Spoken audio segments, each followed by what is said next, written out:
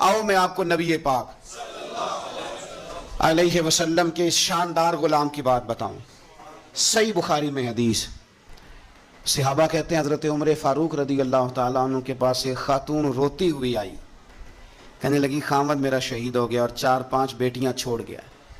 تو گھر میں تو بکری کا کھور بھی نہیں, کوئی چیز نہیں کھانے پینے کے لیے. فاروق اعظم رضی اللہ تعالیٰ عنہ نے کمیٹی نہیں بنائی, چیک نہیں دیا, وہ ایک اچھا سا اور ایک خوبصورت سے پیکج کا اعلان نہیں فرمایا, بلکہ فاروق اعظم نے ایک اچھا تازہ تگڑا اونٹ مال غنیمت کے اونٹوں میں سے لیا اور 2 بوریاں اپنے ہاتھوں سے اچھے راشن کی بھری.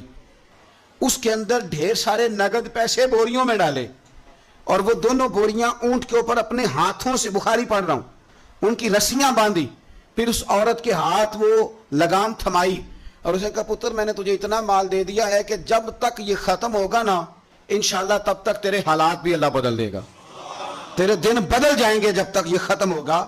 وہ خاتون جانے لگی تو آپ فرمانے لگے بیٹا اونٹ نہیں واپس بھیجنا, یہ بھی تیرا ہی ہے, دے دیا تجھے.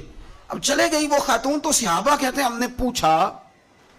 نے پوچھا کہ جناب آپ تو بڑے کفایت شعار ہیں, آپ تو بڑی بانٹ کے چیزیں دیتے ہیں, تو آپ نے اس بچی کو اتنا کچھ دے دیا اور بیک وقت دے دیا اور واقعی بہت زیادہ دے دیا اور نقدی پیسے بھی دے دیے.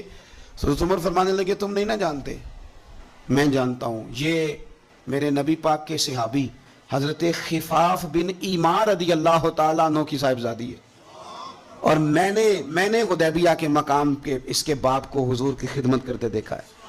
میں نے انہیں جنگیں لڑتے دیکھا ہے, اس کے باپ کو, اس کے بھائی کو. فرمایا وہ تو بچی آئی ہے تو میں تمہیں کیا بتاؤں, مجھے تو تکلیف شروع ہو گئی ہے کہ اسے آنا کیوں پڑا ہے. خدا کے بڑھ کے میں کیوں خدمت نہیں کر سکا, اسے آنا کیوں پڑا. عزیز دوستو یاد رکھنا, اصلہ نال جے نیکی کریے تے نسلہ تاک. کچھ لوگ ایسے ہوتے ہیں جنہیں قدر ہوتی ہے, وہ قربان کر دیتے ہیں ہر شے, لیکن اصولوں پر کبھی سمجھوتا نہیں کرتے. حضرت سیدنا فاروق اعظم رضی اللہ تعالیٰ عنہ نے اتنا نوازا اس بچ, اور پھر اثار کر کے نوازتے تھے. ہمارا یہ مزاج بن گیا کہ جو شے بھی آئے پہلے میرے گھر آئے, اور لوگ کئی دفعہ گھر بچاتے بچاتے سارا کچھ ضائع کر بیٹھتے, ہر شے, ہر چیز, حتیٰ کہ معاذ اللہ دین ایمان بھی, دعائیں بھی. پیسہ بچ جائے, گھر بچ جائے, باقی جو شے جاتی ہے وہ جائے. لیکن سیدنا فاروق اعظم کا رنگ بڑا انوکھا ہے, انداز بڑا نرالا ہے. ایک جگہ سے نا چادریں آئیں بہت ساری. میرا خیال ہے کہ جو بہترین چیز ہوتی ہے نا وہ لوگ پہلے گھر رکھ لیتے ہیں. یہ قربانیاں ہوئی ہیں نا جی, تو 4-4 5-5 رانے جنہوں نے 6-6 بکرے کیے, وہ پہلے انہوں نے سائڈ پہ کر لی.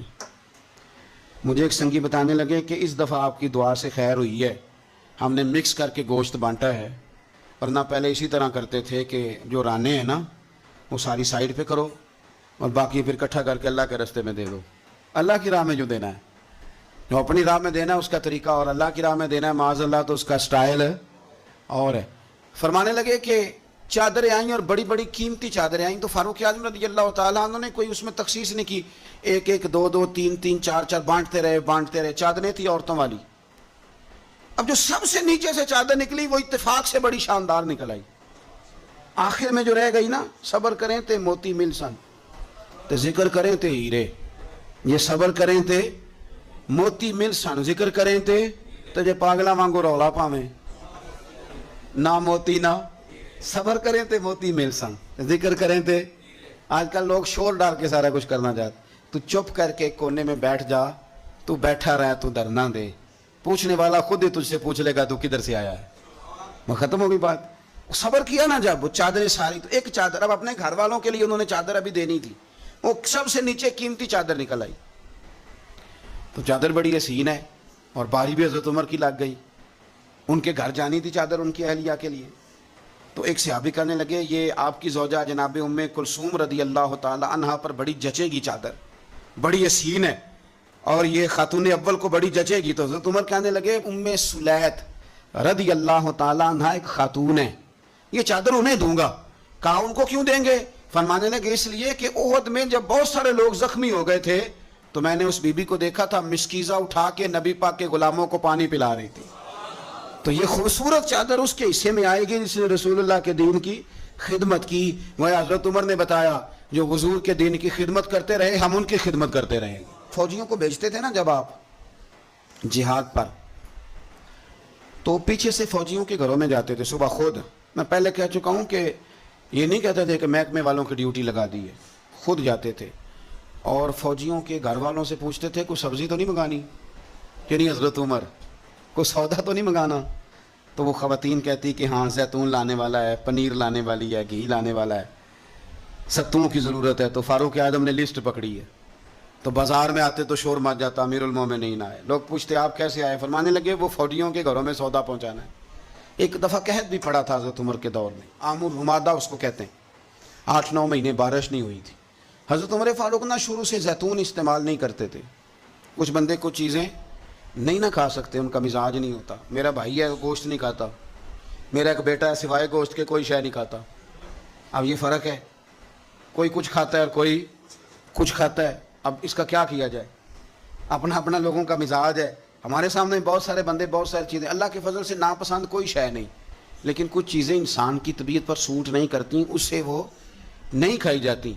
ये अलग बात है कि लोग पीर साहब को ब्लैकमेल करते हैं, कहते हैं खाएं, हमने वज़ू करके पकाई है, या आपने वज़ू करके पकाई है तो वो जो दवाई खा के हजम करेगा, तो आप मेहरबानी करें, वो नहीं खाना चाह रहा तो आप उसको थोड़ी सी गुंजाइश ही दे दें।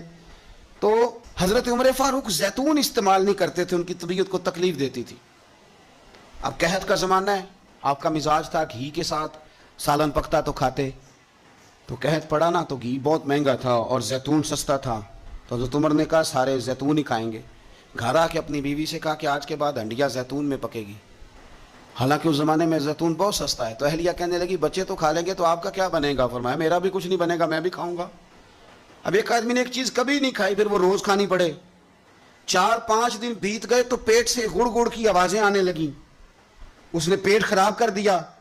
तो हजरत उमर अमीरुल मोमिनीन अपने पेट से बातें कर रहे हैं, फरमाने लगे जितना मर्जी शोर कर, अपने पेट से कहते हैं शोर जितना मर्जी कर, घी तुझे उसी दिन मिलेगा जिस दिन मेरे नबी की सारी उम्मत घी खाने लग जाएगी। कार शोर जितना मर्जी तूने करना है, ये उसी दिन मिलेगा जिस दिन हालात नॉर्मल हो जाएंगे। अभी कहते हैं अभी तुझे घी मिल सकता, हालात नॉर्मल होंगे तो मिलेगा, कार शोर जितना तूने करना। मेरे भाई यहाँ तो लॉकडाउन हुआ, हालात बदले, बड़ी लोगों को परेशानी हुई। चाहिए तो ये था ना कि वज़ीर के पास 2-3 गाड़ियाँ प्रोटोकॉल की हैं, वो 3 ही दे देते, एक रख लेते जिसमें सफ़र करते हैं। लेकिन हमारे यहाँ ना लोग गरीबों का दर्द बयान करते हैं, लेकिन उसका अमली इजहार। कहत के दिनों में आपका बेटा तरबूज खा रहा था तो सैयदना फारूक आज़म ने पकड़ के उसके गर्दन पर एक चपत मार दी। फरमाने लगे तू कितना अजीब आदमी है कि लोग कहत में पड़े हुए हैं, तू तरबूज खा रहा, खबरदार, जब तक सब लोगों को चीज़ें नहीं मिल जाती उतनी देर तक तुम्हें ये खाने की इजाज़त नहीं है। फिर हज़रत उमर रज़ी अल्लाह ताला अन्हु के ज़माने में उस कहत के दौर में बारिश नहीं होती। हज़रत बिलाल बिन हारिस अल मुज़नी, ये सहाबी हैं, मुसन्नफ़ इब्न अबी शैबा में मौजूद है। ये ख़त्म कैसे हुई, कहत ख़त्म कैसे? वो गए जाके ना हुजूर के रोज़े पे हाज़िर हुए, हुजूर बारिश नहीं हो रही, मेहरबानी करें। कहते मैं वहीं सो गया, मुझे हुजूर ख्वाब में मिले और फरमाया उमर को मेरा सलाम कहना और उसे कहना तो फिक्र न कर, रब बारिश अता करेगा।